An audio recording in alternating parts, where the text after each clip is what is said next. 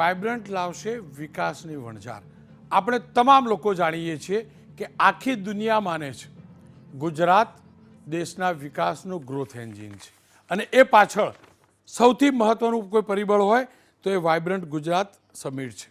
2003માં પ્રધાનમંત્રી નરેન્દ્ર મોદી કે જ્યારે તત્કાલીન મુખ્યમંત્રી હતા તેમને વાઇબ્રન્ટ ગુજરાત ગ્લોબલ સમિટની શરૂઆત કરી હતી, જેની 10મી કડી 10 થી 12 જાન્યુઆરી દરમિયાન ગાંધીનગરમાં યોજાવા જઈ રહી છે।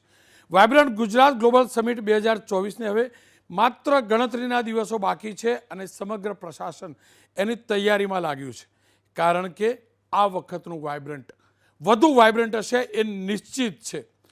પ્રધાનમંત્રી નરેન્દ્ર મોદીના નેતૃત્વમાં જ્યારે આ શરૂઆત થઈ, વાઇબ્રન્ટનું બીજ રોપાયું, ત્યારે દ્વિવાર્ષિક ઇવેન્ટ સમિટથી શરૂઆત થઈ હતી અને ત્યારબાદ આ બીજ વટવૃક્ષ બન્યું।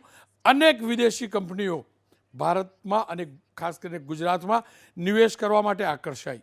વિદેશી મૂડીરોકાણમાં ઉત્તરોત્તર વધારો થઈ રહ્યો છે અને આજે ગુજરાત દેશમાં મોડેલ સ્ટેટ તરીકે પ્રસ્થાપિત થઈ ચૂક્યું છે। વિશ્વની ગ્લોબલ કંપનીઓનું મૂડીરોકાણ ગુજરાત આકર્ષી રહ્યું છે।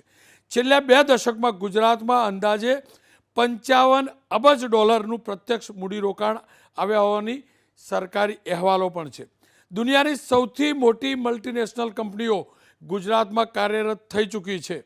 ઓટો સેક્ટરમાં ખાસ કરીને હોન્ડા હોય, સુઝુકી હોય કે પછી હિટાચી ટોયોટો જેવી કંપનીઓ પણ એમાં સામેલ છે અને સૌથી મોટી વાત એ છે એલોન મસ્કની ટેસ્લા કંપની પણ ગુજરાતમાં રોકાણ કરે તેવી સંભાવના વ્યક્ત કરવામાં આવી રહી છે।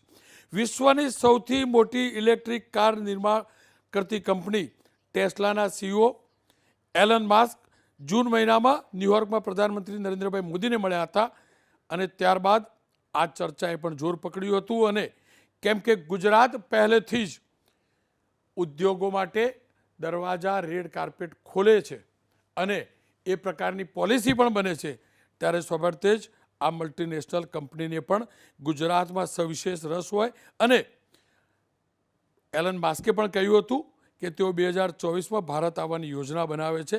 સંભાવના છે કે વાઇબ્રન્ટ ગુજરાતની આ સમિટમાં એની જાહેરાત પણ થાય। ગુજરાતની સરકાર આના માટે આશાવાદી પણ છે અને ફરી એકવાર કહીશ, ઉદ્યોગો સ્થપાય એ ગુજરાતના હિતમાં છે।